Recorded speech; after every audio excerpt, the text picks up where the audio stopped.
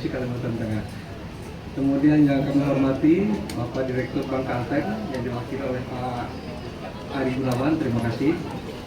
Yang kami hormati cabur pada saat expo dan saat pameran pawai atau karnaval, nanti akan banyak cabur yang terlibat di sana. Dan juga untuk kembali melihat-lihat sebetulnya, melihat-lihat kantor. Ternyata masih sama kayak dulu, nggak pindah-pindah juga. Iya, ada Bu Joni juga hadir. Kemudian Bapak Ibu sekalian, ada Kadis Dukcapil.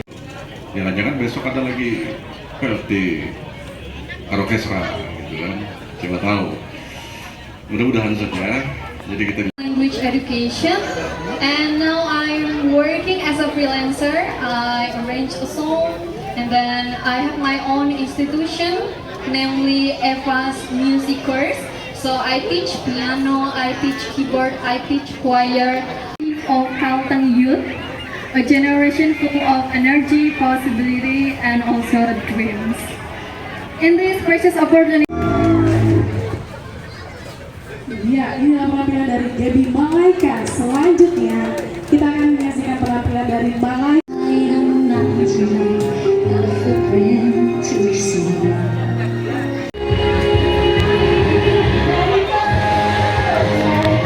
Oke, karena Pak Gubernur pengen ini acaranya di Bundaran Besar itu diisi terus oleh talent-talent seperti ini, ya.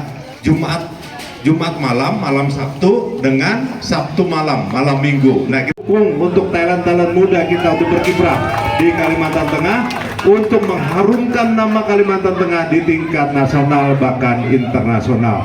Selamat untuk Dispora dan anak-anakku semua, dan orang tua, ayo kita dukung anak-anak kita. Ya, terima kasih. Wassalamualaikum warahmatullahi wabarakatuh. Baik Bapak, mohon kita lanjutkan dengan salam komando atau salam olahraga karena ini olahraga. Salam olahraga. Boleh tangannya di kepala.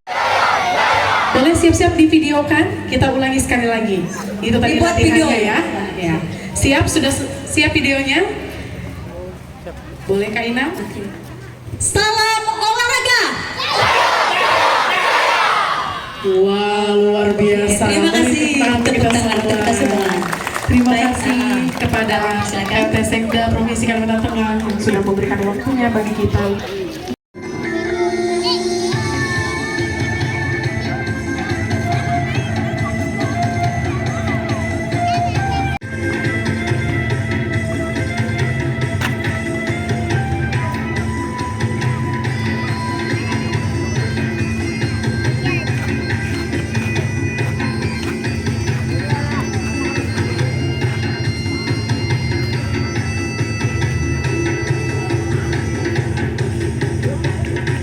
Diadakannya panggung Dispora Kalteng ini.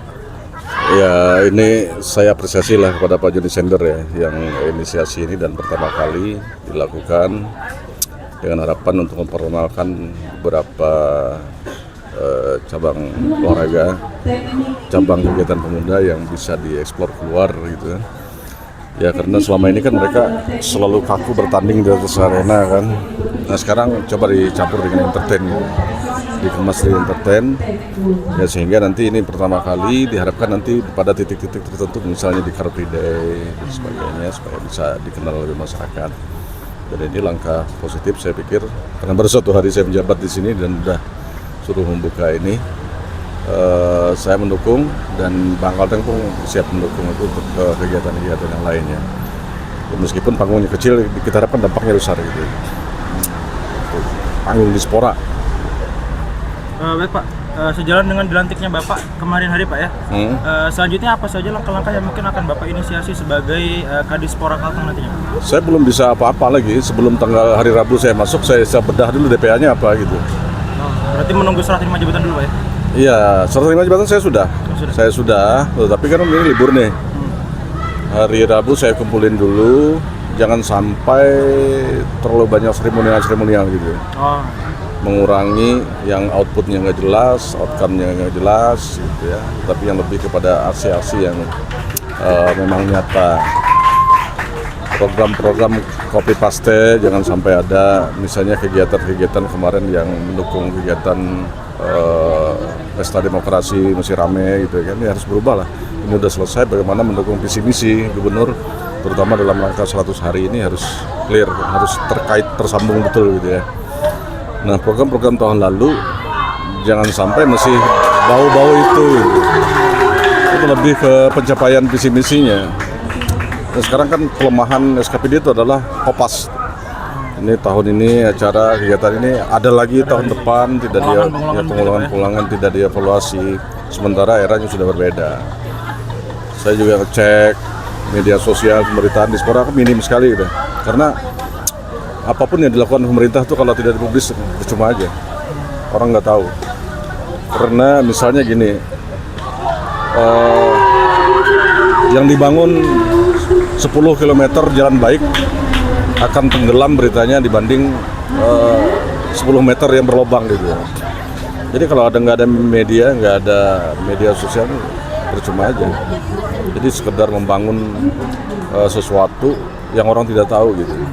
Ini apa sih diaspora kerjaannya? Tapi nggak pernah dipublikasi. Walaupun kita bukan yang namanya istilah branding ya, tetapi itu perlu keseimbangan. Jangan sampai seperti yang saya bilang tadi 10 km hilang, tetapi yang 10 meter berlobang udah ini. Sama kayak diaspora, misalnya banyak hal yang dilakukan, tapi nggak pernah muncul di media, nggak pernah muncul di media sosial dan sebagainya. Ini banyak orang nggak tahu gitu ya. Jadi pentingnya kemitraan itu bukan karena saya bekas Kominfo ya, tapi emang begitu gitu ya. Sepenting itu memang Pak. Iya, sepenting itu. Nah, walaupun kayak Kominfo itu kan saya punya channel yang saya bangun dari pembacanya 3.000 per hari. Sekarang sudah 130.000 per hari. Saya bangun MMC Kalteng itu dari 3.000 sampai 130. Kita udah oke, tapi pangsa pasar lain saya nggak dapat kalau tidak bermitra. Itu kan datar dia untuk pemerintah ya. Datar untuk keperluan pemerintah. Nah, tetapi untuk pangsa pasar anak muda, pangsa pasar menengah, pangsa pasar masyarakat pelosok, saya nggak dapat. Nah, makanya yang bermitra itu saya lihat ini pasarnya kemana. Kalteng Pos ini kemana? Inilah kepentingan manfaat teknologi itu kan banyak, tetapi mudarat juga banyak. Kalau tidak bisa kita memilah, mengatur penggunaannya, karena dia masuk ke ruang-ruang anak, masuk ke kamar-kamar tidur, nggak bisa kita pantau gitu ya. Nah sekarang ini kan Kementerian Kominfo bersama kementerian lainnya sedang membuat regulasi tentang pembatasan umur untuk media sosial terutama. Jadi nanti tahun 2026 anak-anak SMP, SD itu tidak semudah itu membuat akun lagi. Nah itu salah satu upaya. Jadi sangat ketat, sangat membuat misalnya membuat Instagram, nggak bisa kayak sekarang lagi karena ada pembatasan itu. Verifikasinya akan terkoneksi dengan Dukcapil. Ketika dia bohong di situ tahun lahir misalnya, dicek dia terkoneksi ke sana, terkoneksi ke situ. Jadi nggak bisa dibohong-bohongnya kan sekarang kan bisa aja bikin media sosial lahir tahun 1968 berapa muda gitu ya. Nah 2026 itu sudah ada regulasi itu, jadi pemuda harus bisa memanfaatkan teknologi dengan baik. Dan ini peran literasi yang paling penting ya, literasi digital itu manfaat mudaratnya. Ya kita tidak menampikkan ya bahwa teknologi itu banyak manfaatnya, AI misalnya. Nah tetapi AI itu menciptakan orang tumpul kritisnya, kemudian malas berpikir karena apapun pertanyaan kita terjawab dengan baik gitu ya. Sementara faktualnya belum tentu seperti itu, sehingga dia tumpul berpikirnya. Tapi ketika diuji lisan jauh daripada apa yang tertulis itu. Jadi memanfaatkan teknologi betul-betul dengan baik untuk pemuda Kalteng. Pemuda maju. Cabang olahraga tinju. Kami persilakan untuk bisa. Dan kita berharap kegiatan ini berlanjut terus karena event ini dilaksanakan setiap bulan. Dan kita berharap ini menambah lagi talent-talent muda kita, anak-anak muda kita bisa menampilkan ya, mengeksplor talenta mereka sebagai ajang untuk mereka percaya diri lagi, kemudian yang kedua menampilkan keahlian mereka, talenta mereka, dan bisa berprestasi untuk mengharumkan nama Kalimantan Tengah di event-event yang lebih tinggi baik nasional maupun internasional. Pembinaan ini kita lakukan secara terus-menerus dan melalui diaspora Pemerintah Provinsi Kalimantan Tengah, Bapak Gubernur Kalimantan Tengah, Bapak Haji Agustiar Sabran sangat mendukung kegiatan seperti ini. Dan bukan hanya di lingkungan kantor gubernur kita tampilkan, tapi juga ke depan kita tampilkan di bundaran besar atau tempat-tempat umum lainnya, sehingga mereka bisa menumbuhkan rasa percaya diri lebih besar lagi, dan masyarakat kita melihat begitu hebatnya anak-anak Kalimantan Tengah bisa berprestasi melalui talenta dan keahlian yang dimilikinya, bakat dan keahliannya. Ya. Pak, ada program khusus nggak Pak untuk pemuda-pemuda berprestasi di Kalimantan Tengah, Pak? Ya kan ada, kalau dispora kan, kalau ditingkatkan kita kirim ke sana, kita lombakan, ya setiap ada event-event yang baik di tingkat nasional maupun di tingkat regional seperti itu. Semua talenta-talenta ini menjadi hal yang selalu didukung dan selalu didorong oleh pemerintah Provinsi Kalimantan Tengah, bagaimana menciptakan generasi muda yang hebat, sumber daya manusia yang kuat untuk menghadapi situasi kondisi di zaman era digital ini. Oke, cukup. Terima kasih banyak, Pak. Sedikit